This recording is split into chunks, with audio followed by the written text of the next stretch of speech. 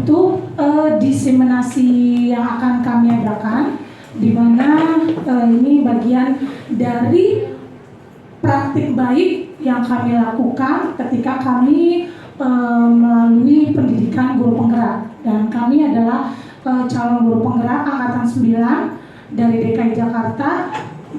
Saya Ibu Christina Apriliani dan Ibu Yolanda Fiskasari, dengan pengajar praktik yaitu Bapak Parmena Sinaga dan Ibu Nur Hadiati. Nah, di sini kami ingin mendiseminasikan bersama guru-guru hebat yang ada di sini di ranahnya di lingkup ekosistem sekolah kita, yaitu SMK Negeri 9 Jakarta, dengan tema yaitu budaya positif. Adapun susunan acara atau susunan kegiatan dari praktik baik yang kami lakukan dalam bentuk diseminasi budaya positif ini, yang pertama kita akan menyanyikan lagu Indonesia Raya, lalu diikuti dengan yang kedua doa pembukaan. Kami undang kepada Bapak Tanjung, ya, kami minta bantuannya untuk memimpin di doa pembukaan, lalu dilanjutkan dengan kata sambutan yang diwakili oleh Wakil Kepala Sekolah Bidang Humas Ibu Dinariani MPD, dan setelah itu akan ada paparan dari kami berdua, yaitu Ibu Christina dan Ibu Yolanda. Setelah itu kita akan lompat ke forum mengenai hasil diseminasi ini. Kami akan mengadakan diskusi dua arah, dan kami akan mencatat juga yang menjadi masukan dari Bapak dan Ibu guru hebat yang ada di tempat ini. Oke. Kita akan menyanyikan lagu Indonesia Raya. Kami undang semuanya untuk bangkit berdiri. Kita menyanyikan satu stansa saja.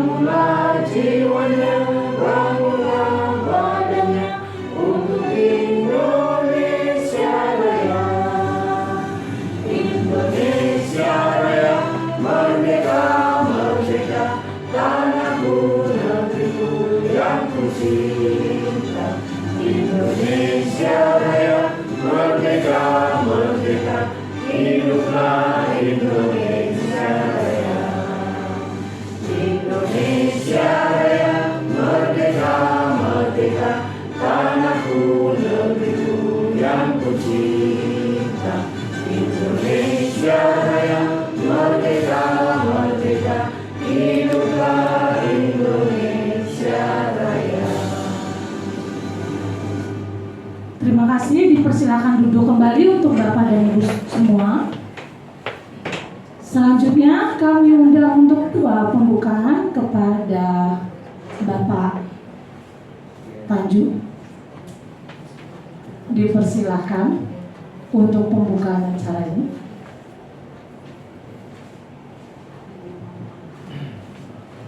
Baiklah, Bapak-Bapak dan Ibu-Ibu, mari kita berdoa menurut kepercayaan dan keyakinan kita masing-masing. Berdoa dimulai.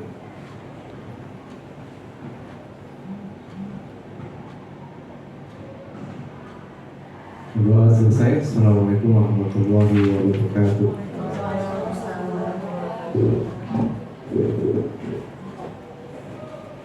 Terima kasih untuk Bapak Tanjung yang sudah mengawali dengan doa.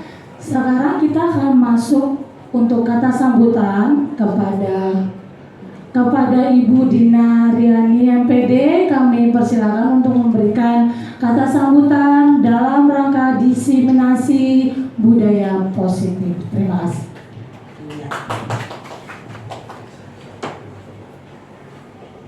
Terima kasih Ibu Christine atas tadi perkenalannya.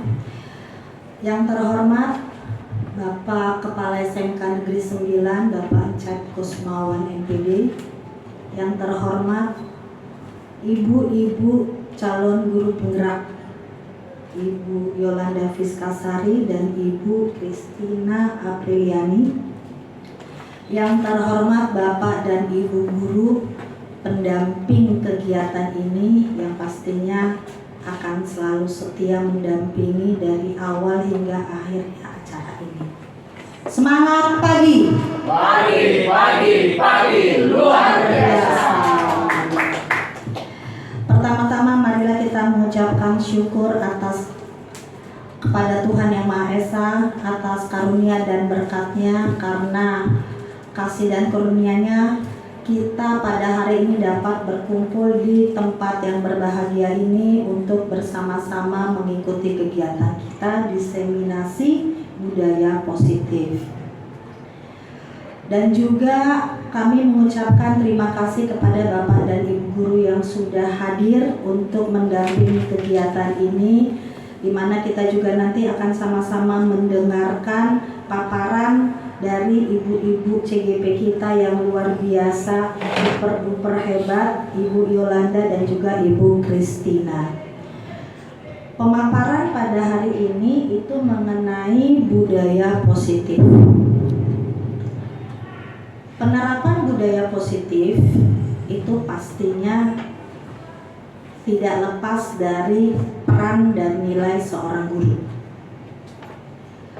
Guru adalah pertama-tama yang menjadi pemimpin pembelajaran, di mana guru memberikan sebuah contoh yang nantinya dapat diikuti oleh siswa ataupun anak-anak didik kita. Budaya positif yang nanti akan dipaparkan dan juga akan kita lakukan di sekolah ini itu tidak dapat berjalan sendiri. Budaya positif dapat berjalan dengan efektif jika dilakukan secara kolaborasi ataupun bekerja sama antar warga sekolah, baik dari siswanya, gurunya, tata usaha, orang tua, maupun juga warga sekitar. Disinilah peran dari guru penggerak untuk dapat menggerakkan, memajukan, mengajak warga sekolah untuk dapat menerapkan budaya positif. Saya yakin kita semua sama-sama punya cita-cita yang mulia, sama-sama punya cita-cita untuk memajukan pendidikan di Indonesia, khususnya pendidikan di SMK Negeri 9. Cita-cita mulia itu bisa tercapai jika budaya positif dapat kita laksanakan di sekolah kita ini. Karena adanya suatu perubahan, maka budaya positif bisa menjadi suatu ciri khas kepada anak-anak kita di SMK Negeri 9, dan juga bisa mereka membawa budaya itu di tempat mereka bergaul ataupun berbaur. Jadi jangan sampai budaya positifnya hanya di sekolah aja, tapi di luar mereka tidak bisa menerapkan. Nah, disinilah tugas kita sebagai guru, bagaimana supaya budaya positif itu selain bisa mereka lakukan di sekolah, bisa juga harus dilakukan di luar sekolah. Jadi perubahan yang akan terjadi kepada anak-anak kita, itu yang pertama itu budayanya dulu, budaya positifnya, baik itu disiplinnya, baik itu tepat waktunya, baik itu dalam kerajinannya, giatnya maupun keaktifannya. Itu dulu yang harus kita terapkan ataupun kita ajar kepada anak-anak didik kita. Dan juga kita harus ingat bahwa sekarang ini kan kurikulum merdeka. Kita harus ingat bahwa kurikulum merdeka itu bukan hanya milik anak, tetapi juga kurikulum merdeka itu adalah milik kita semua guru-guru. Jadi antara anak dan guru tetap harus ada kolaborasi agar budaya positif selain tata usaha dan warga sekolah yang lainnya itu harus tetap bisa dijalankan. Pasti kalau budaya positifnya sudah dijalankan, kalau budaya positifnya sudah bisa kita bikin ke anak-anak kita, kepada guru-guru kita, semuanya dapat berjalan dengan baik dan lancar. Jadi selamat menjalankan kegiatan pada hari ini, selamat berkarya. Kiranya kegiatan kita pada hari ini membawa hal yang positif untuk anak-anak kita, untuk perubahan mereka, sehingga mereka dapat menjadi generasi penerus bangsa yang bisa kita banggakan. Terima kasih, selamat berkarya, Tuhan memberkati.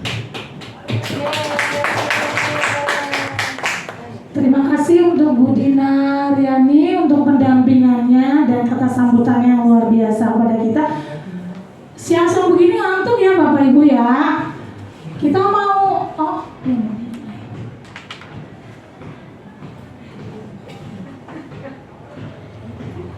ya kita mau ice breaking dulu yuk. Kita bangkit berdiri, gerak-gerak. Iya, Bu Dina, kita mau tangan ke atas, tangan ke bawah. Ya, tangan ke atas menggapai bintang, gitu ya.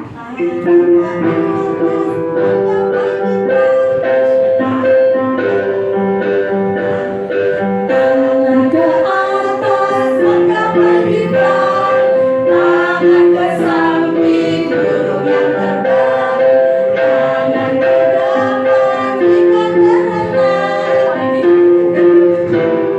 ikan berenang. Hey, hey, hey. Satu jari kananku, satu jari kiriku, ku gabung jadi dua, ku buat jembatan panjang. Dua jari kananku, dua jari kiriku, ku gabung jadi empat, ku buat kamera jengkret. Tiga jari kananku, tiga jari ku gabung jadi enam, ku buat menara tinggi. Empat jari kananku, empat jari kiriku, ku gabung jadi delapan, ku buat telinga kelinci. Lima jari kananku, lima jari kiriku, ku gabung menjadi 10. Ku siap berdoa. Coba ulang ya dari awal ya, biar lagi ya. Sekali lagi ya. Tangan ke depan menggapai bintang, tangan ke samping burung yang terbang, tangan ke depan ikan berenang, kagum yang rapi siap berdoa. Hey, hey, hey.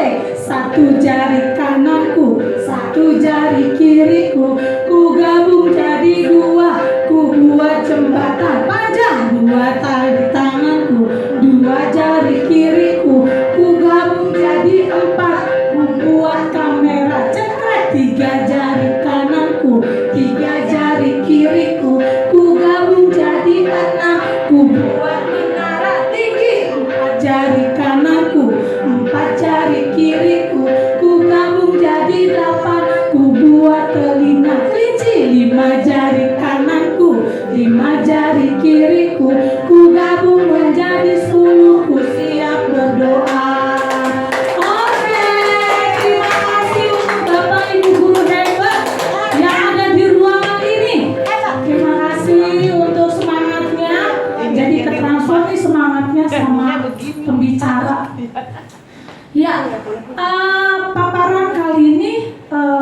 akan dibawakan oleh saya, Ibu Christine. Nah, saya mau menyajikan keyakinan kelas nih.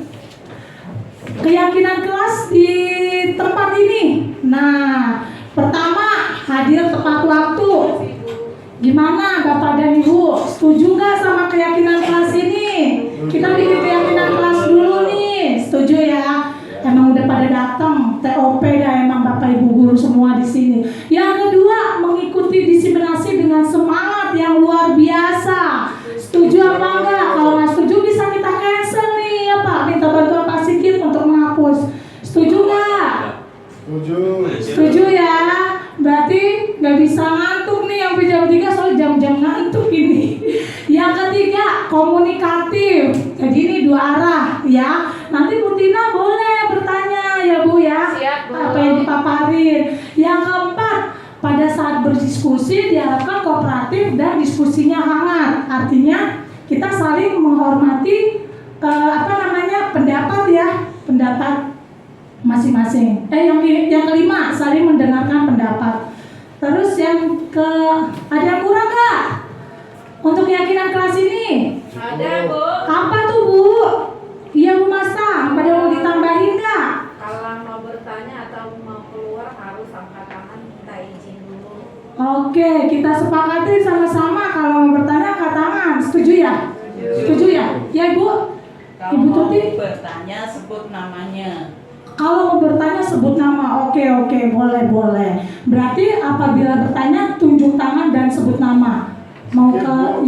Iya Pak, silakan Pak Sigit. Boleh nggak sambil minum atau snack gitu kalau Sambil minum dan karena kita kan memang ada di sini ya, jadi kesepakatan bersama karena keyakinan kelas ini nggak bisa dilanggar bersama-sama kita sendiri juga karena kita sepakat. Setuju ya? Makan dan minum berarti boleh di ruangan ini ya? Berarti mau bicara boleh minum juga ya? Asik. Oke, terima kasih. Berarti boleh ditambahkan Pak di situ karena ya berarti kesepakatannya. Jadi saya ulangin, hadir tepat waktu, mengikuti diseminasi dengan semangat, lalu komunikatif, terus menghormati pendapat, terus apabila yang ditambahkan tadi ada dua ya, apabila mau izin keluar atau bertanya angkat tangan dan sebut nama. Terus kalau bertanya ya sebut nama. Terus tambahannya kita diperbolehkan makan dan minum, jadi tidak ada ganjalan di sini. Oke, nah kenapa tadi saya men-sounding keyakinan kelas ke Bapak Ibu? Karena itu akan menjadi bagian dari materi ini. Jadi kalau kita udah sepakatin keyakinan kelas di kelas ini, berarti kita mengikutinya kan alur yang ada. Oke. Terima kasih Bapak Sigit. Oke, selanjutnya saya mau pantun nih. Asik. Jangan lupa cakep ya. Cakepnya kenceng. Oke.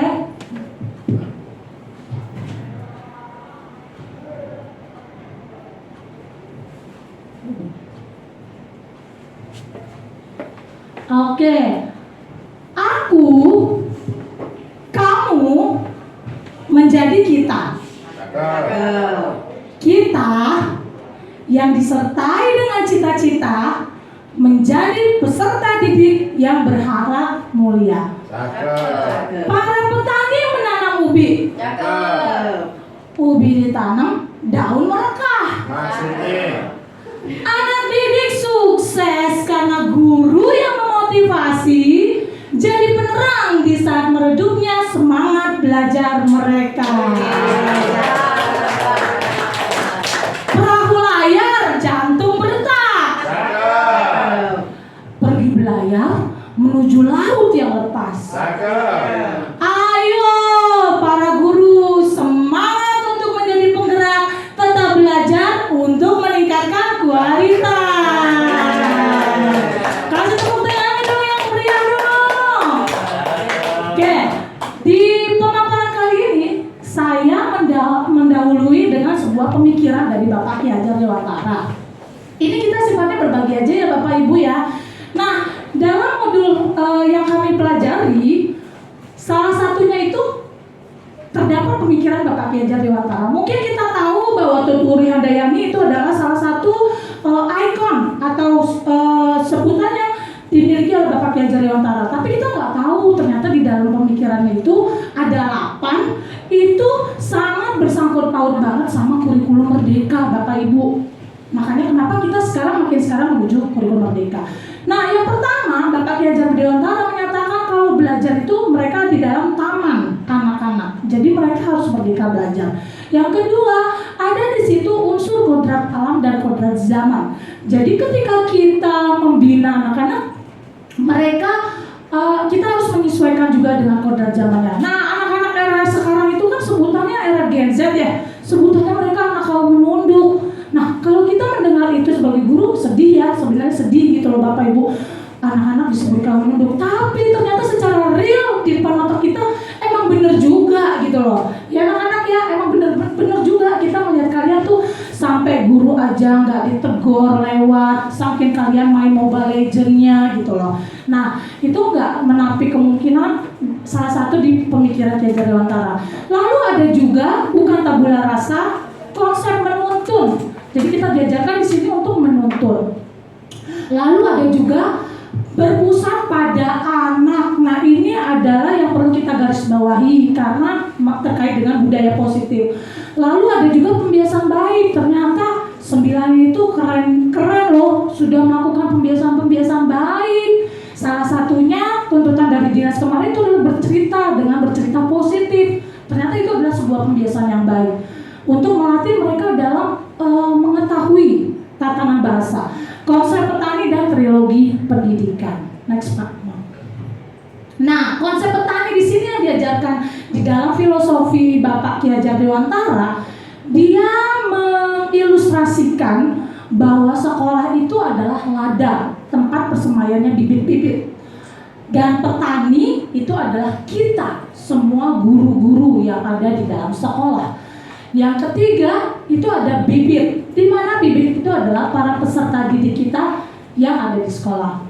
Nah, jadi kalau bibit itu tumbuh kan berarti harus tanah yang subur, adanya pupuk sama pengairan yang baik. Jadi tumbuhnya anak-anak itu tergantung apa yang diberikan oleh pendidikannya, gitu. Ya, pendidikan itu luas. Pendidikan keluarga juga salah satunya. Itu sangat mendominasi. Tapi karena lingkup kita adalah lingkup pendidikan di bidang kita sebagai pendidik, jadi di sini yang diterapkan adalah ke Bapak Ibu, gitu, yang membangun. Sekolah merupakan tanah, tempat bercocok tanam, sehingga guru harus mengusahakan sekolah jadi lingkungan yang menyenangkan, lalu menjaga serta melindungi diri anak-anak dari hal-hal yang negatif di siswanya. Nah, ubahlah bagaimana Bapak dan Ibu melihat dunia ini. Bagaimana Bapak dan Ibu berpikir tentang manusia. Ubahlah paradigma Bapak dan Ibu untuk melakukan perubahan paradigma belajar. Kenapa seperti itu? Karena perubahan paradigma belajar merupakan salah satu bentuk dari budaya positif sesuai dengan tema kita. Untuk perubahan paradigma belajar, kita sudah tahu bahwa masa sekarang itu kita menuju ke profil pelajar Pancasila ya Bapak Ibu ya. Dan kita memang diarahkan untuk mulai, sedikit-sedikit merambah nih, makin banyak lagi PR kita Pak Tanjung. Kita mulai mempelajari pembelajaran berdiferensiasi. Yang kita konotasinya kita tidak tahu apakah tingkat keberhasilannya itu mencapai titik di 90% atau tidak. Tapi mau tidak mau tuntutan kita, karena kembali lagi ke pemikiran Ki Hajar Dewantara bahwa kita guru harus ikuti kodrat zaman. Nah, zamannya saat ini adalah kita harus berdasarkan prinsip pembelajaran berdiferensiasi. Nah, anak-anak itu mereka udah beda jenis kelamin, ya kan, beda lagi karakter. Ternyata ada lagi loh bedanya. Bedanya itu adalah cara pembelajaran mereka. Ya, mungkin kita tidak kuasai, tapi mau gak mau kita harus tahu seperti itu. Sehingga peserta didik belajar sesuai dengan kebutuhannya berdasarkan tahap untuk perwujudan profil pelajar Pancasila. Nah, profil pelajar Pancasila ada berapa dimensi? Ada berapa Ibu? 6 Bu. Ada 6. Coba Pak Widi salah satunya Dimensi dalam profil pelajar Pancasila, gotong royong, cakep. Pak Tanjung, religius atau keimanan dan ketakwaan kepada Tuhan Yang Maha Esa ya Pak, cakep. Bu Yayan, maaf Bu, mungkin perwakilan dari BK Ibu. Mandiri ya, jadi anak-anak harus dilatih kemandiriannya. Bu Sonya, kreatif, karena Bu Sonya juga adalah orang yang kreatif. Bu Tuti, integritas ya, dan kebinekaan global ya Bu. Jadi kita harus berwawasan global. Oke, nah itu perwujudan profil pelajar Pancasila yang merupakan perubahan paradigma belajar. Untuk melakukan perubahan paradigma belajar, maka kita pun harus melakukan perubahan paradigma mengajar. Mau gak mau, suka gak suka, tuntutannya seperti itu. Mungkin tadinya yang cuma kita pemberian tugas, kita harus pikir lagi, kerja keras apalagi ya. Nah, masih ada nih miskonsepsi tentang teori kontrol nih Bapak Ibu yang sering kita laksanakan di sekolah. Oke, nah miskonsepsi kontrol, teori kontrol itu apa aja sih? Kita boleh lihat. Bentuk miskonsepsi teori kontrol yang sering terjadi di lingkungan kita itu salah satunya adalah sebuah ilusi bahwa pandangan bahwa guru mampu menguasai siswa. Nah, itu seringkali terjadi, mengkontrol siswa. Artinya adalah siswa nggak boleh ngomong apa-apa. Nah, itu di substansi perubahan paradigma belajar itu nggak bisa lagi terjadi. Gitu, tuntutan seperti itu. Kita tetap harus mendengarkan apa anak, tapi kita mengarahkan anak tidak boleh mengatur guru seperti itu. Tapi kita tetap mendengarkan, arahnya adalah mendengarkan. Yang kedua, yang menjadi miskonsepsi teori kontrol yang sering terjadi itu adalah ilusi bahwa kita orang dewasa loh, orang dewasa, kita punya mindset orang dewasa berhak memaksa anak didik. Nah, itu sering terjadi. Yang ketiga, ilusi bahwa membuat rasa bersalah pada siswa mampu membuat karakter siswa. Sehingga pada akhirnya karena miskonsepsi teori kontrol tersebut, sehingga kita harus berubah untuk menghasilkan budaya positif. Nah, budaya positif itu apa sih? Let's check it out. Budaya positif ada 6 Bapak Ibu konsep inti yang dijabarkan di dalam budaya positif. Yang pertama itu tentang disiplin positif. Yang kedua, adanya motivasi perilaku manusia. Yang ketiga, keyakinan kelas. Keempat, kebutuhan dasar yang mendasari manusia itu tersendiri. Yang kelima, posisi kontrol. Ada 5 posisi kontrol yang akan kita bagikan di sini. Kita berbagi ya Bapak Ibu, sama-sama belajar. Saya juga di sini skupnya dalam tahapan belajar juga. Yang keenam, ada yang namanya segitiga restitusi. Yang menarik di sini segitiga restitusi Bapak Ibu. Pada saat saya melakukan segitiga restitusi, ternyata itu anak-anak lebih welcome. Mereka nggak ngerasain diomelin gitu loh. Karena mereka pendapatnya ada, dan salah satunya kita memvalidasi kesalahan. Oke, pada saat ada kata disiplin, apa sih yang terbersit di benaknya Bapak Ibu di sini? Apa sih disiplin coba, Bu Tina? Disiplin apa ya? Disiplin taat dengan aturan. Taat sama aturan, cakep. Disiplin apa lagi yang lain? Kalau ada dengar kata disiplin, Pak Tanjung harus disiplin. Ngomong sama anak-anak harus disiplin. Patuh terhadap atasan, cakep. Nah, tapi ternyata ini ada pembaruan lagi Bapak Ibu. Ada disiplin positif. Nah, loh, apaan lagi ini ya? Udah disiplin, udah taat, aturan. Berarti kan udah cakep ya. Disiplin aja udah cakep gitu. Kenapa harus ada disiplin positif? Berarti ada bedanya dong. Nah, mungkin sama-sama di ketidaktahuan kita bersama nih ya Bapak Ibu ya. Bapak Ibu di sini tidak tahu ternyata ada istilah yang sangat luar biasa, yaitu disiplin positif, dan itu lebih enak dipakai oleh anak-anak. Apa itu disiplin positif? Nah, disiplin positif itu adalah perilaku disiplin, perilaku tadi taat pada aturan, terbentuk, tapi bukan karena takut hukuman anak-anak, gitu. Begitu juga dengan kita, pribadi kita. Kita mau disiplin sama rule-rule yang ada di sekolah sebagai kita pengajar. Misalkan tatanan baju kita rapi, tapi bukan karena saya takut ditegur sama pancet gitu. Bukan. Nanti akan masuk ke motivasi Bapak Ibu kaitannya.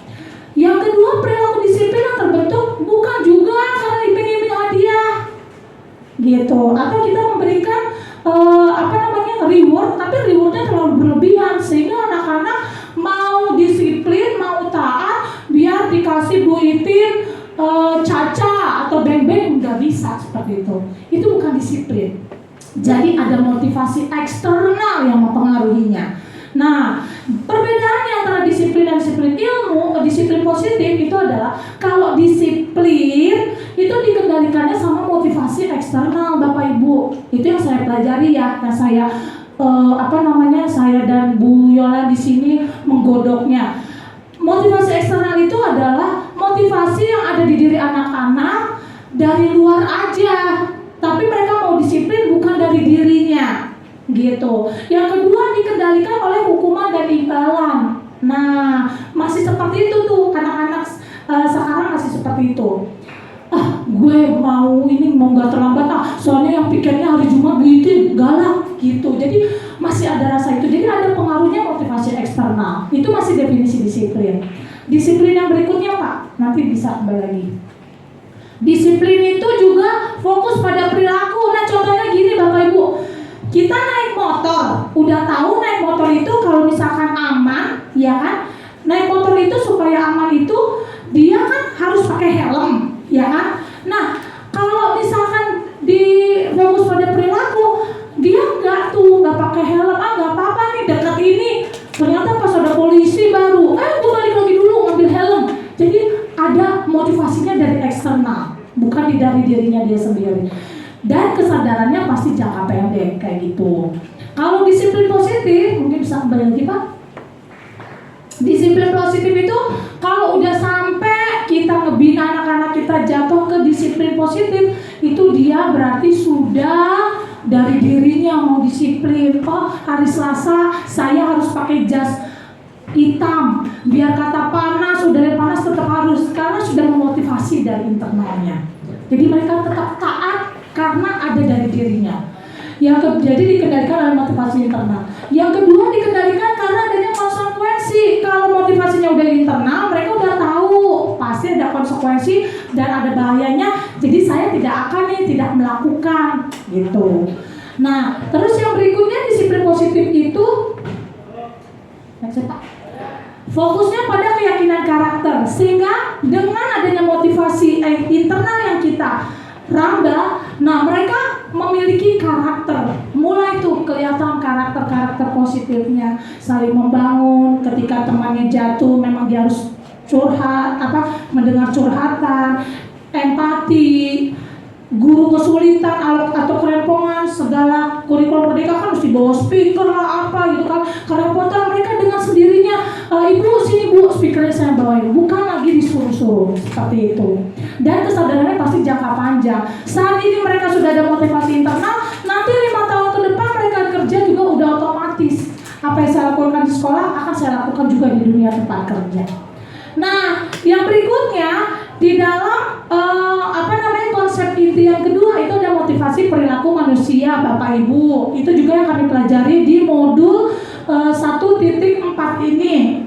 Nah, di dalam buku Restructuring School Discipline karyanya Diana Gosen, Ibu Diana Gosen itu menyatakan bahwa perilaku manusia itu ada 3.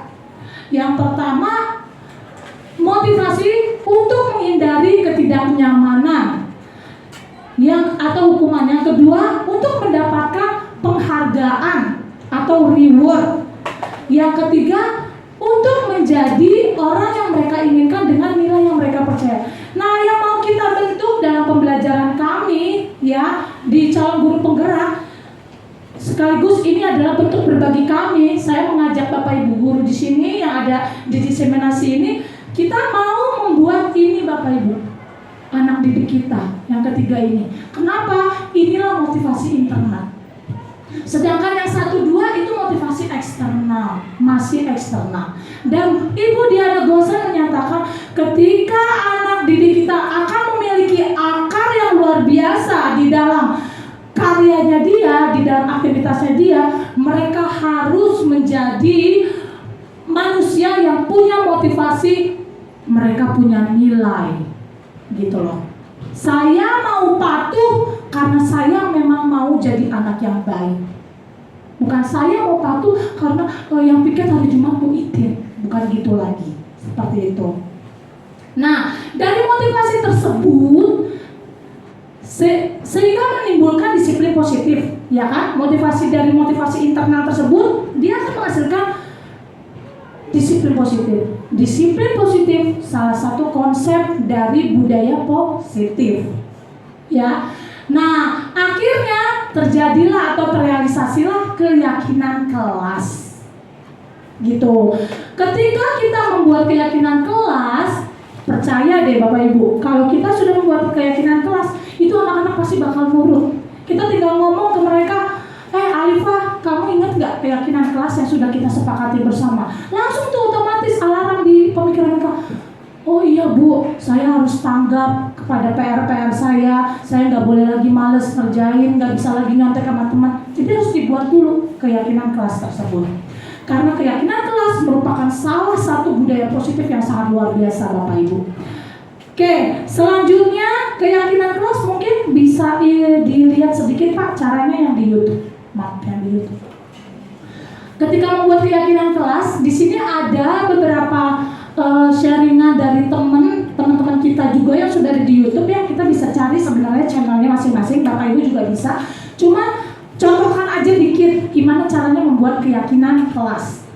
Nah, keyakinan kelas itu pastinya mengajak anak-anak ya, anak-anak didik kita untuk mereka menuliskan apa sih mimpi-mimpi mereka sehingga mereka bahagia belajar di kelas gitu loh. Apa sih harapannya mereka ketika mereka belajar di kelas, mereka itu merasakan kenyamanan, kesejukan seperti itu. Nah, jadi di sini pada saat membuat keyakinan kelas, semua mimpi-mimpi anak kita kumpulin dulu nih. Kita kumpulin dalam boleh stick note, boleh tulisan biasa. Lalu kita sebagai gurunya merangkum apa aja harapan. Misalkan kayak tadi, bagaimana nih keyakinan kelasnya? Boleh makan dan minum. Mereka maunya pada saat belajar makan dan minum. Itu harus sepakati, bukan lagi kita ngomel lagi. Nggak boleh makan dan minum, tidak. Tapi atas kesepakatan bersama, gitu loh. Nah, kalaupun gurunya tidak mau, tinggal dikasih tahu aja. Anak juga akan mengerti kok, gitu loh. Misalkan tidak boleh anak-anak makan dan minum karena begini, seperti itu. Dikasih dan mereka akan menggagalkan keyakinan kelas itu juga gitu. Nah, pada saat terbentuk keyakinan kelas, itulah pegangan kita sebagai guru nantinya ke depan, dan itu sangat baik banget dan bermanfaat banget, luar biasa. Ketika mereka melakukan kesalahan, kita bisa memvalidasi kesalahan mereka itu dengan menanyakan kembali keyakinan kelas, dan mereka pasti akan iya Bu, benar Bu, maaf ya Bu, saya hilaf. Kamu ingat keyakinan kelas kita yang sudah kita sepakati bersama? Iya Bu, keyakinan kelasnya saya lupa. Oke, keyakinan kelas apa? Kita tinggal ulang, pasti mereka akan mengerti kesalahan mereka. Seperti itu. Ya, sekian untuk saya. Diseminasi akan dilanjutkan oleh Ibu Yolanda, Ibu cantik dan luar biasa. Kita kasih tepuk tangan dulu dong. Kayaknya semakin siang semakin semangat. Baik, saya akan melanjutkan untuk paparan selanjutnya. Tapi sebelum saya mulai paparannya, tadi Bu Itin udah nyanyi-nyanyi, udah joget-joget tangan ke atas. Kalau saya ice breakingnya kaki ke bawah. tangan ke bawah. Kalau tangan ke bawah siap-siap tidur ya. Terima kasih. Ya, kalau saya ice breakingnya kita mulai berhitung saja, tapi kelipatannya. Bu Yola, saya nanya dulu. Ini yang bahasanya nyambung kan? Betul Ibu, Iya, nyambung. betul. Udah. Baik. Lanjut. Ya, terima kasih Bu Tuti. Kita breakingnya berhitung yang kelipatan 3. Nanti ketika yang ada jawabannya kelipatan 3 tidak disebutkan angkanya, tetapi langsung jawab dengan door. Paham ya? Siap. Ya, mengerti lah semua. Ya, oke ya. Dari Bu Tina, berhitung dulu. 1 gitu. 1. Bu Tuti? 2. Lanjut kan berhitung, ya kan? 2. Kemudian Bu Yayan jawabnya Door. door. Begitu ya? Paham ya? Oh yang ganjil. Iya, kelipatan 3, betul. Pak Sigit lanjutannya Pak. 4. Pak Rahmat Widi 5. 5. Pak Tanjung 2. Pak Tanjung mulai mengantuk rupanya. Oke ya. Kita lanjut. Bu Sonya 1. kok 1? Lanjut dari 0 7. 7. Bu Maska 8. 8. Bu Tina lagi? Ya. 5. Kasih aplaus buat kita semua. Nggak ngantuk berarti Bu Tina ya. Tadi yang ngantuk agak Pak Tanjung. Baik, saya akan melanjutkan. Sebelumnya Pak Sigit, maaf sebelumnya. Belum ya? Ya, paparan saya kali ini yaitu materi yang saya dapat di modul 1.4 budaya positif. Salah satunya adalah kebutuhan dasar manusia dan dunia berkualitas. Kita berfokus pada siswa kita atau peserta didik kita yang mana 5 kebutuhan dasar manusia ini dimiliki oleh siswa-siswa kita di SMK Negeri 9 Jakarta. Yang pertama ada kebutuhan bertahan hidup. Kebutuhan bertahan hidup kita tidak bisa pungkiri anak-anak didik kita berasal dari golongan yang strata, ada yang menengah ke atas, ada juga yang menengah ke bawah gitu ya. Jadi dari bertahan hidup mereka kita bisa memberikan rasa cinta kasih kita untuk mereka agar mereka juga merasa nyaman akan seorang pendidik yang ada di SMK Negeri 9 Jakarta. Kebutuhan bertahan hidup untuk siswa-siswa kita tidak terlepas dari apa yang mereka terima juga di lingkungan rumahnya mereka. Jadi ketika mereka belum mendapatkan kebutuhan akan bertahan hidup, kitalah selaku pendidik yang bisa menularkan atau menyambung gitu ya, sebagai orang tua di sekolah. Kemudian kebutuhan akan kasih sayang dan rasa diterima. Ini juga banyak kita lihat di lingkungan SMK Negeri 9, bukan sebagai peserta didik yang nakal, tetapi mereka yang kurangnya rasa kasih sayang. Bisa dari rasa kasih sayang dari orang tua mereka tidak dapat, makanya mereka mungkin melakukan hal-hal yang di luar nalar kita sebagai pendidik. Nah, tugas kita adalah di sini jangan sampai mereka berulah seperti itu lagi. Dengan tadi Bu itu sudah menyampaikan menggunakan teknik yang namanya segitiga restitusi. Kemungkinan besar teman-teman Bapak Ibu guru di sini sudah mengetahui segitiga restitusi seperti apa, tapi nanti akan saya paparkan kembali. Kemudian ketiga yaitu kebutuhan penguasaan. Kebutuhan penguasaan dalam hal ini dimaksud adalah setiap anak didik adalah bersifat unik. Mereka semua memiliki kemampuan di bidangnya masing-masing. Tidak harus mereka ahli dalam hal matematika, tidak harus mereka ahli dalam hal olahraga, tetapi di balik itu semua mereka punya keunikan.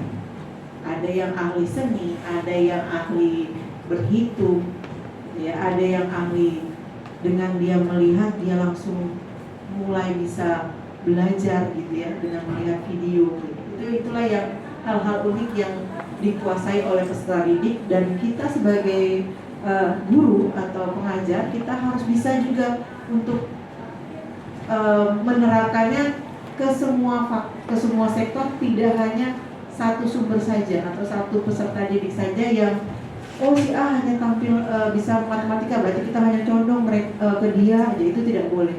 Ya, itu yang diajarkan oleh pendidikan guru penggerak kepada kami calon-calon guru penggerak. Kemudian yang keempat, kebutuhan akan kebebasan. Apalagi anak didik kita masa-masa remaja nih, bener ya Bu Yayan ya. Mereka yang rata-rata ingin freedom, yang rata-rata ingin bebas, ya, ingin meluapkan emosi mereka dengan cara mungkin ada yang tepat, ada yang tidak tepat. Meluapkan emosi ada yang dengan cara olahraga. Mereka daripada tawuran mereka ikut pencaksilat kemudian memenangkan lomba. Seperti kita ketahui bersama, Senin kemarin kita sudah banyak murid-murid kita yang sudah berprestasi di bidang pencaksilat. Kemudian di kebebasan ini biasanya orang tua itu yang suka melarang-larang, jangan gitu ya. Ternyata itu salah, tidak boleh gitu ya. Tetap kita arahkan keinginan mereka apa, agar kita juga tahu bisa memfasilitasinya dengan baik. Kemudian yang kelima, kebutuhan akan kesenangan. Nah, kebutuhan akan kesenangan, biarkan mereka bebas bermain dengan teman-teman seusianya, dengan catatan tetap kita harus pantau, gitu ya. Karena kenapa kita harus pantau? Karena mereka masih usia remaja yang membutuhkan proses dari kita selaku pendidik di sekolah ini. Baik, lanjut, ada 5 posisi kontrol dalam penerapan disiplin positif restitusi ini. Salah satu program yang dikembangkan oleh Dian dan Gosen adalah 5 posisi kontrol.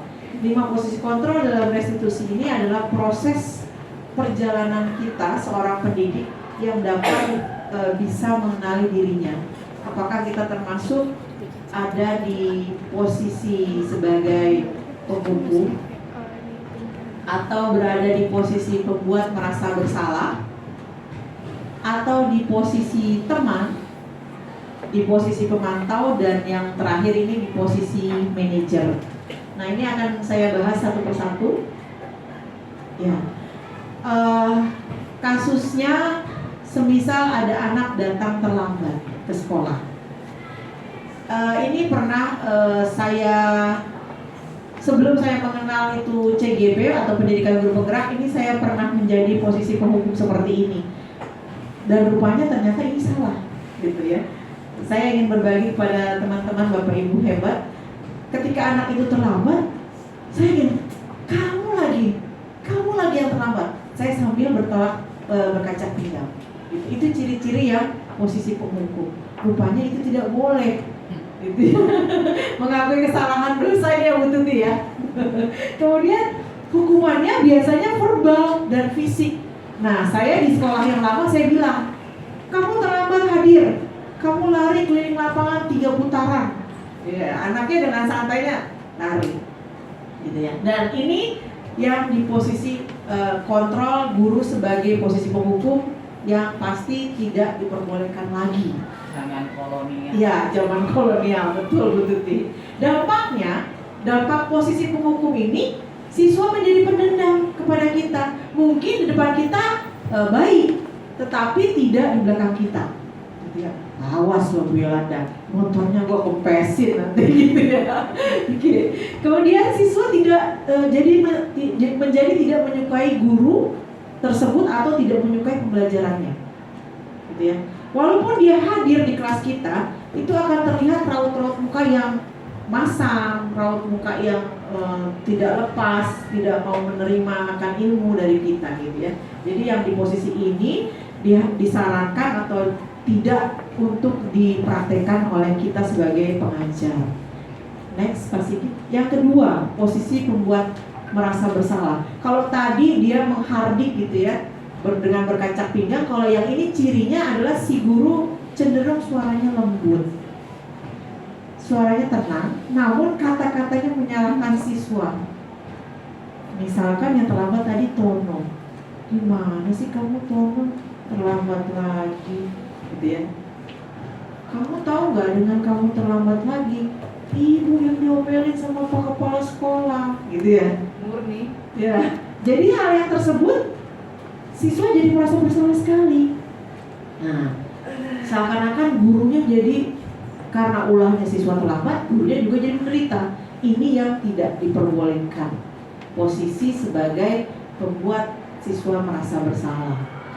Dampaknya siswa menjadi merasa bersalah. Oh, jadi karena saya nih ibu dimarahin Pak Kemsek misalnya.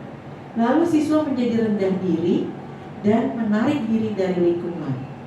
Jadi dia agak jadi malu ya, minder ya Bu Yayan ya, bisa dibilang ya. Oke. Lanjut, ada posisi kontrol yang ketiga. Nah, ini posisi teman. Ini juga pernah saya lakukan di sekolah swasta. Rupanya ini juga menjadi tidak baik.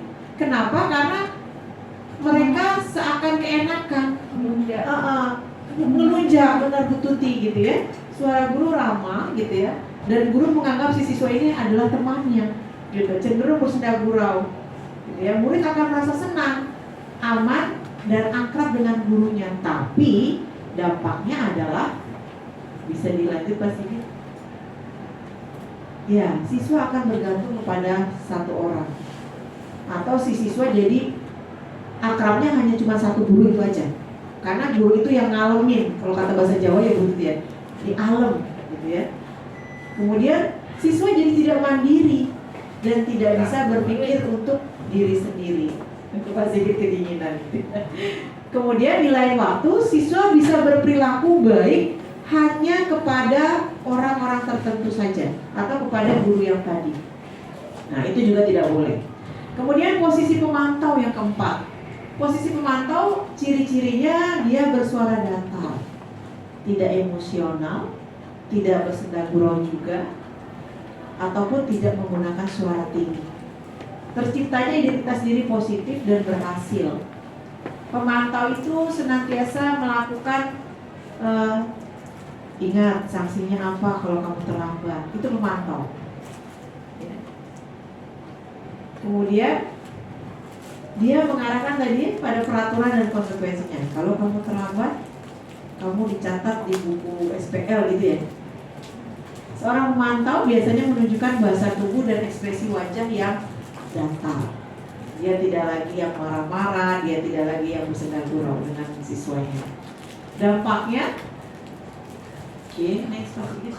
Dampaknya, jadi siswa itu akan menghitung konsekuensi atau hadiah tanpa memahami sepenuhnya nilai kebajikan yang dia peroleh, dan tidak sepenuhnya dia menjadi pribadi yang mandiri. Terakhir, 5 posisi kultural yang terakhir ada posisi manajer. Nah, di posisi manajer inilah yang diharapkan oleh kita semua untuk menjadi seorang pendidik yang ketika menghadapi kasus segitiga restitusi, jadilah di posisi manajer. Bagaimana caranya? Yang pertama, suara manajer itu netral. Sebelumnya masih itu ganti dengan sendirinya. Ya, netral, tidak terlalu ramah dan tidak bernada tinggi. Terciptanya identitas positif berhasil. Gurunya mengajukan pertanyaan-pertanyaan, kenapa kamu melakukan hal ini, gitu ya? Apakah ini sesuai dengan keyakinan kelas kamu? Misalkan si Tono tadi datang terlambat, ditanyakan, gitu ya, apakah ini sudah sesuai dengan nilai-nilai keyakinan di kelas kamu? Nanti dia jawab, tidak Bu, nilai keyakinan kelas kami adalah kami harus datang dengan tepat waktu. Tadi yang seperti Bu Christine ya paparkan. Kemudian guru membimbing siswanya sendiri untuk memecahkan masalahnya sendiri. Kalau tadi ditanya, jadi bagaimana? Apa langkah yang harus kamu lakukan biar kamu tidak terlambat? Nanti dia jawab, oh saya harus bangun lebih awal. Oh saya harus pasang alarm. Oh saya harus minta bantuan ibu di rumah agar membangunkan selain di HP, gitu ya. Dampaknya adalah siswa menjadi mandiri karena dia bisa mengetahui apa yang harus dia perbuat untuk menebus kesalahannya. Kemudian siswa menjadi percaya diri dalam memecahkan masalah, itu dampak di posisi manajer. Kita lanjut di segitiga restitusi. Restitusi itu merupakan salah satu program disiplin positif yang dikembangkan oleh pakar pendidikan Daine Goosen dan berlandaskan pada teori kontrol Dr. William Blazer, yaitu segitiga restitusi. Kita lihat ya, segitiga restitusi itu bisa dijalankan oleh kita selaku pendidik atau orang tua di rumah agar dapat menghasilkan anak yang mandiri, bertanggung jawab dalam rangka memperbaiki kesalahan mereka, sehingga mereka bisa kembali pada keyakinan kelas dan menumbuhkan budaya positif. Nah, saat guru berada di posisi manajer yang tadi, aspek yang dikembangkan siswa adalah motivasi intrinsik atau motivasi yang ada dari dalam diri anak tersebut, sehingga penanaman akan nilai-nilai kebajikan pun tumbuh dan berkembang menjadi suatu kebiasaan yang baik, ya, dan akhirnya membentuk karakter siswa yang positif atau baik. Lanjut Pak Sigit. Ya, ini adalah tiga tahapan dalam segitiga restitusi. Kita pertama menjalankan tahap yang namanya menstabilkan identitas atau yang di bagian dasar.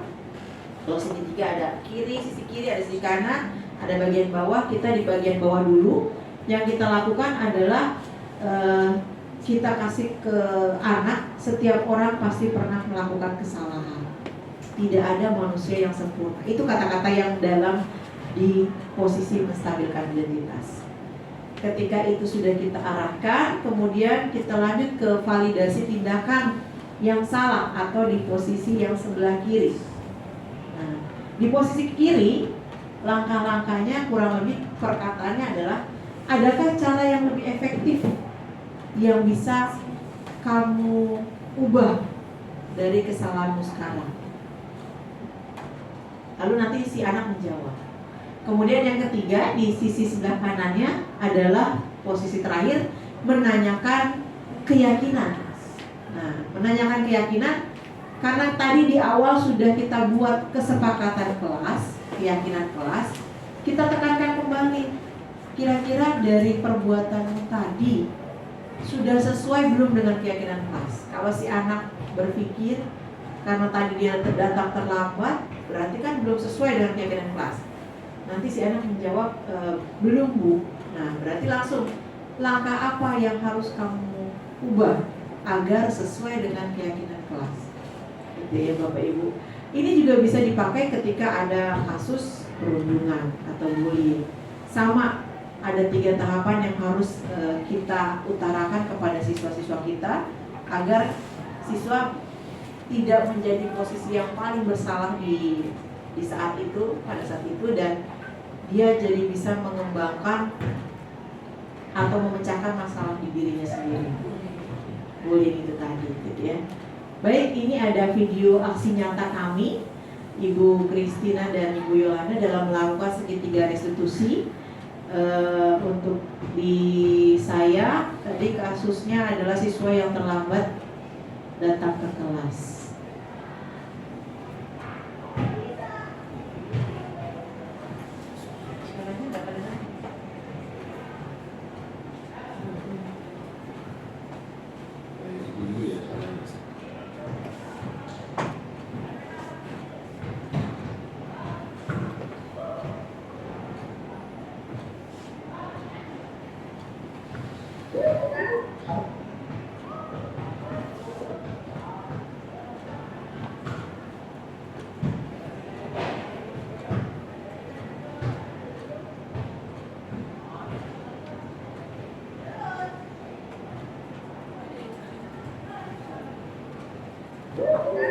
Sekunder betul ada, sekunder betul, tapi sekunder itu kan tambahan.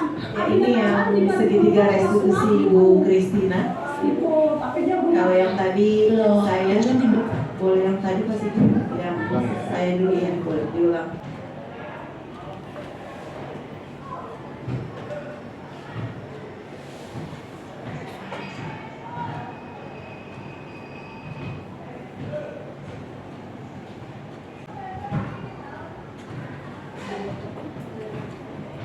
Betul. Ini ceritanya dia sedang lari terlambat masuk ke kelas saya. Kemudian saya menggunakan penanganan segitiga restitusi tadi. Memang gak kedengeran ya. Berarti kita pakai dari. Kamu nggak pakai ini kali apa? Waktu bikin video. Sekunder betul ada, sekunder betul, tapi Kita lihat Bu itu kan Christine ya, tambahan. penanganan. Adanya tambahan jika diperlukan sewaktu-waktu. Itu, tapi dia belum Loh, itu yang di belakang siapa yang tidur? Ayo, coba bangunin. Itu siapa itu yang tidur coba? Oh, Rivaldi. Ya ampun, nak. Rivaldi, Rivaldi.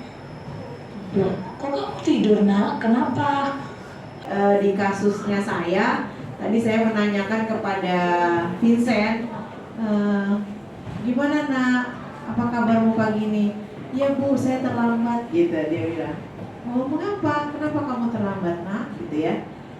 Saya tidak ada yang membangunkan.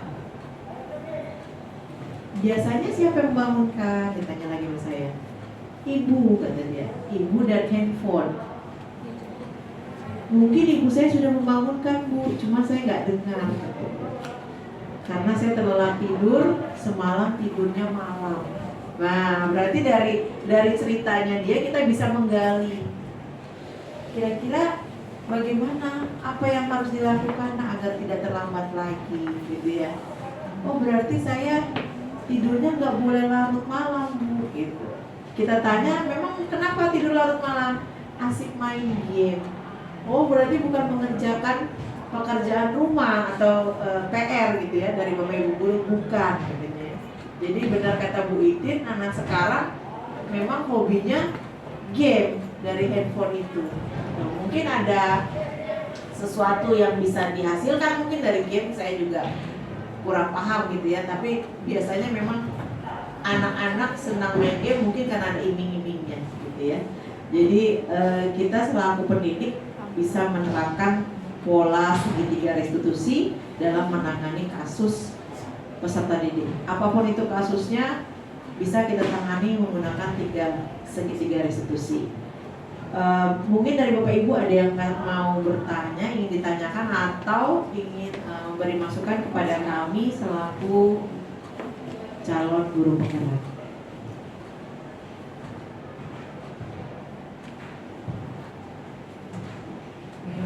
Ya, itu tadi kan dia kan telat karena biasanya kan dibangunin oleh orang Ibunya, tua. iya. Kemudian kalau orang tuanya nggak ada, otomatis dia kan nggak ada yang bangunin. Betul Ibu. Tapi tadi dia bilang pakai alarm. Alarm Nah, handphone. alarm sekali dia nggak dengar. Berarti setelah itu kan mati dong. Mati alarm. Setelah itu udah bebas dia karena nggak ada lagi alarm yang lain. Alarm yang lain. Nah, Betul. terus solusi apa yang Ibu kasih? Iya. Tadi saya tanyakan lagi, berarti yang harus kamu ubah adalah pola tidur, saya bilang. Jangan sampai tidur larut malam, karena dia tidur itu bisa 12:30 baru mulai tidur. Karena kasihkan main game tadi Bu, gitu. Iya. Makanya saya bilang mungkin ibumu sudah membangunkan nak, karena ibunya juga bekerja. Jadinya kan mungkin tidak bisa berlama-lama di rumah pada pagi hari, akhirnya udahlah yang penting udah bangun gitu mungkin ibunya, jadi dia pikir anak saya udah bangun gitu, rupanya jadi terlambat lagi gitu. Itu yang saya tawarkan, tidurnya lebih awal. Nah, itu kasus itu sebetulnya ada juga karena kasus seperti ini bisa ke bawah sampai dia menjadi seorang karyawan. Betul. Ya. Nah, ini kasus kalau waktu dulu saya pernah seperti itu, tapi karyawan. Jadi akhirnya solusi yang kita tawarkan apa? Saya bilang, belilah beker. Saya bilang, Oh, jam beker, iya. Jam beker itu kan murah, Betul. ya kan? Beker 1 style kamu jam 5. Iya. Jam 5 dibangunin Jam jadinya 2 jam beker. beker kedua Iya. jam Iya. berapa? Sampai beker 5. Kalau sampai kamu tidak Iya. bangun, berarti kamu keluar dari sini. Saya Iya, bilang. iya, itu untuk pola karyawan ya Bu ya, Iya, benar-benar. karena apa? Betul. Sudah 5 beker nggak dengar. Iya.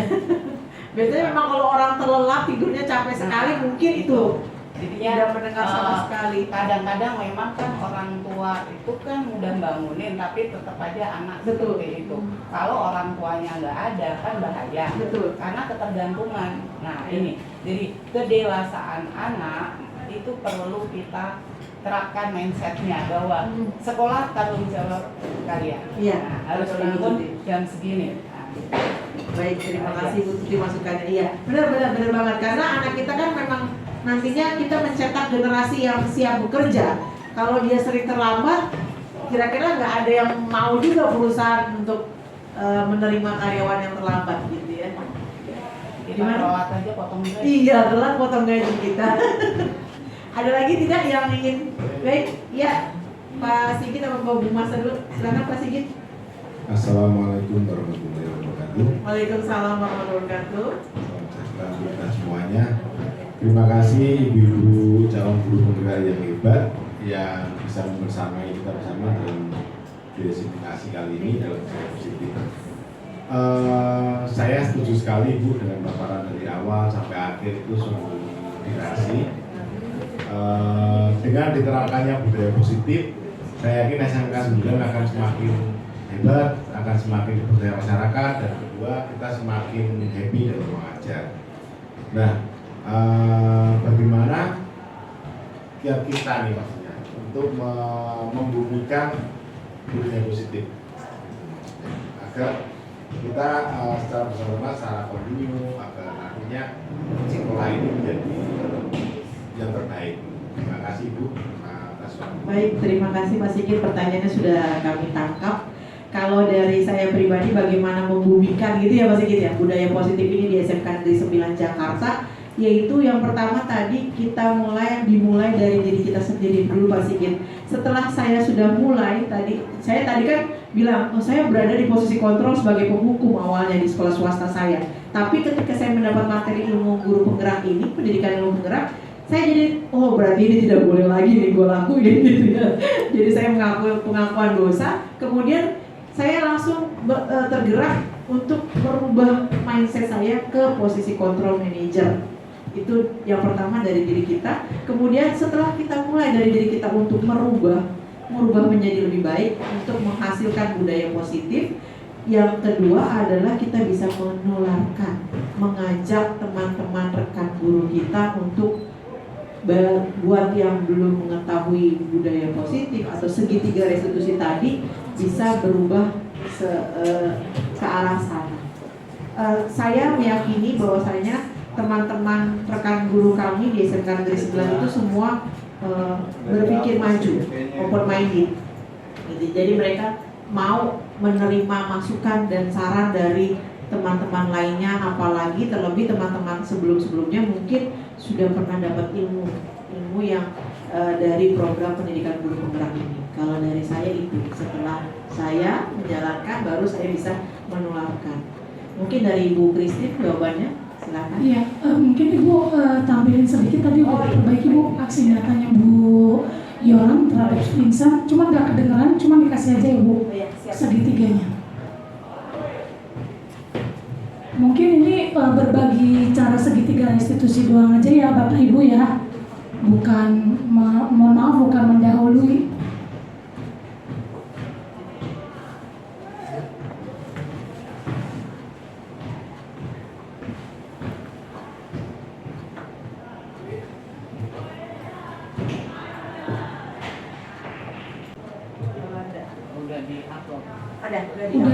Udah diupload untuk si ini ya, si ilustrasi si Vincent. Iya.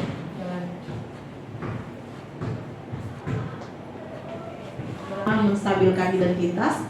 Yang kedua, validasi tindakan. Menanyakan keyakinan kelas yang terakhir. Ini lagi berbincang-bincang mengenai validasi tindakan dan menanyakan keyakinan. Untuk Bu Christine. Ya, keyakinan kelas ini kan sama aja. Saya punya betul ada, saya punya betul, tapi saya punya. Iya. Oh ini, mau Bu Christine, siap. Oh, bukan ya. Jadi ya. Enggak, itu tadi saya yang di budaya positif Pak. Iya. Nah, yang berikutnya nyata dari saya. Saya punya betul ada. Pada saat mengajar di kelas, kan biasanya tuh suka ada tuh anak-anak tidur, tapi kita memberikan penghukuman seperti itu kan. Loh, itu yang di belakang siapa yang tidur? Ayo, coba bangunin. Itu siapa itu yang tidur coba? Oh, Rivaldi. Ya ampun nak. Rivaldi. Loh, kok kamu tidur nak? Kenapa? Ayo.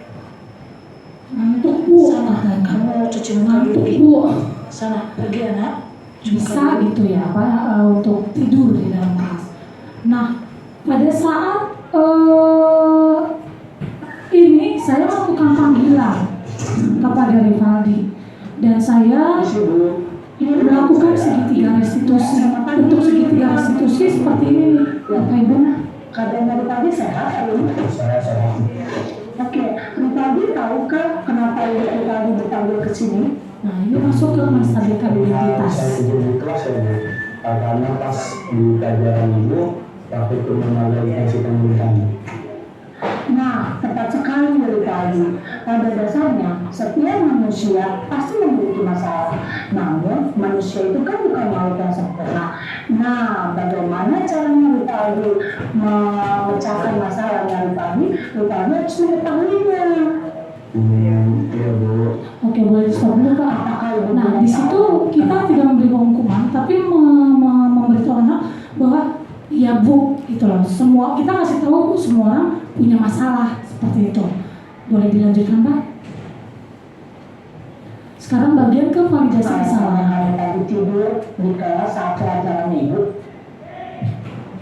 Potong. Jadi di situ ada bagian validasi kesalahan, Bapak Ibu. Di validasi kesalahan itu kita nanyain, kok bisa-bisanya kamu tidur padahal ibu mengajar di kelas? Kita dengerin mereka penjelasannya apa. Jangan di judgement duluan, gitu.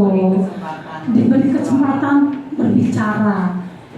Ternyata di situ Rivaldi menyatakan dia ngebantuin kakaknya. Lah, kan kadang di tidak sepengetahuan kita ya Bapak Ibu ya. Nah, dengan ada komunikasi itu dari kita tidak tahu, kita guru juga jadi tahu.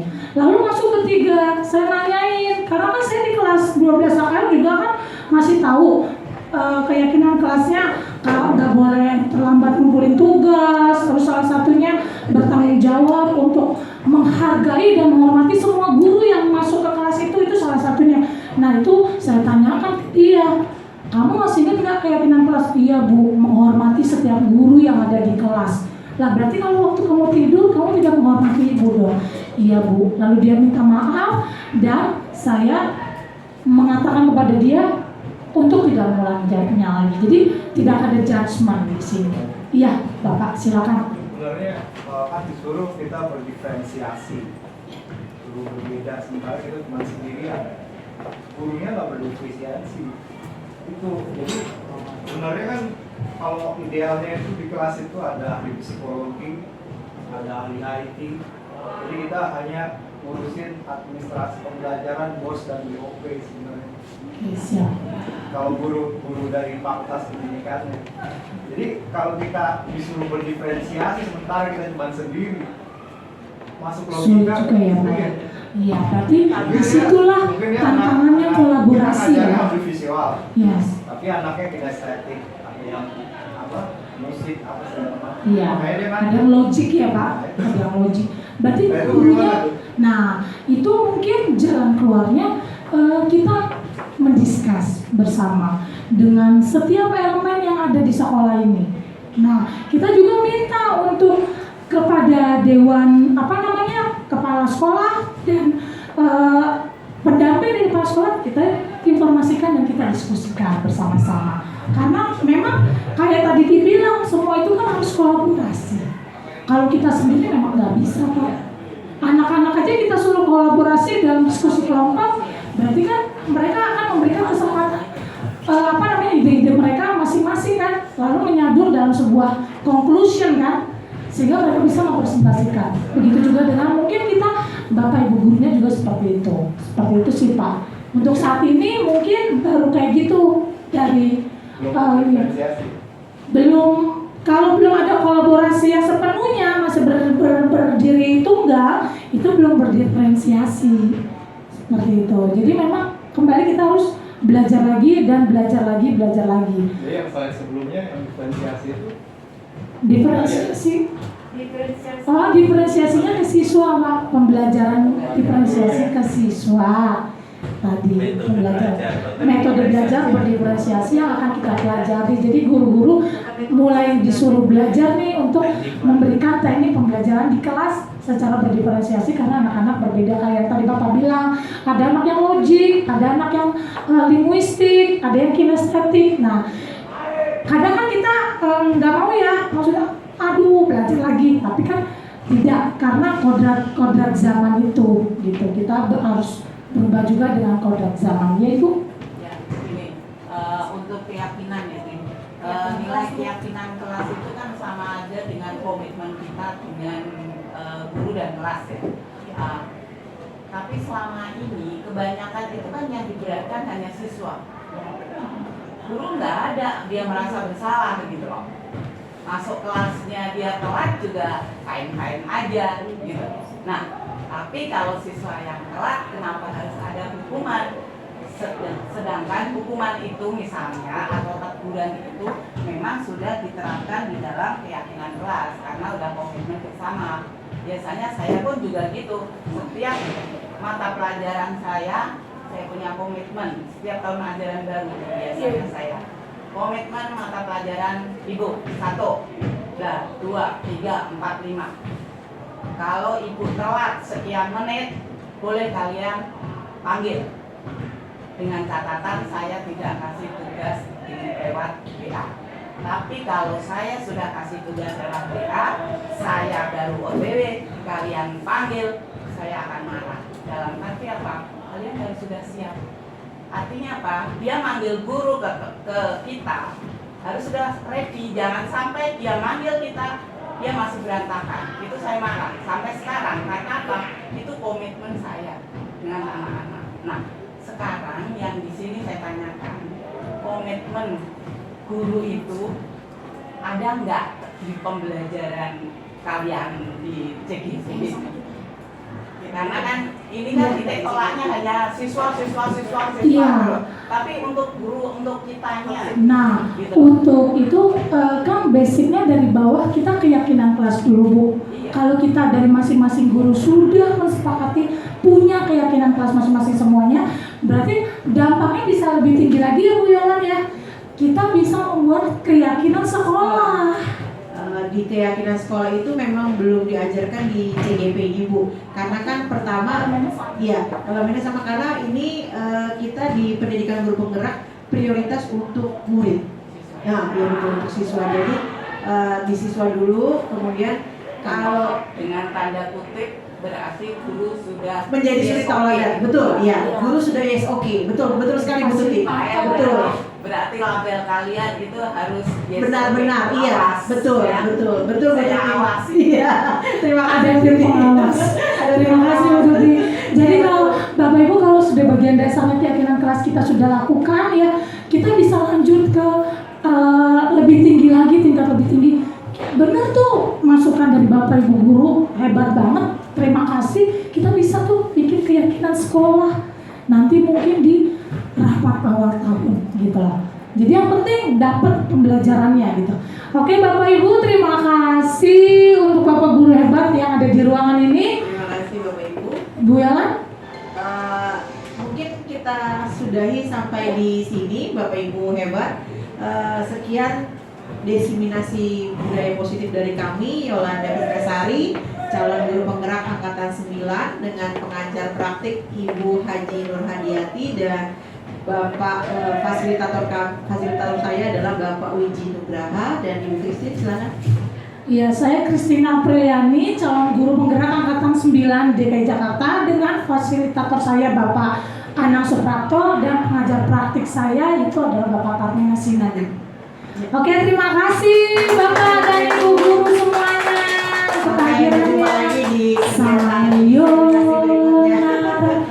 Sayonara, sampai berjumpa lagi. Terima kasih. Terima kasih Bu Tuti. Terima kasih Bapak. Terima kasih Ibu. Terima kasih untuk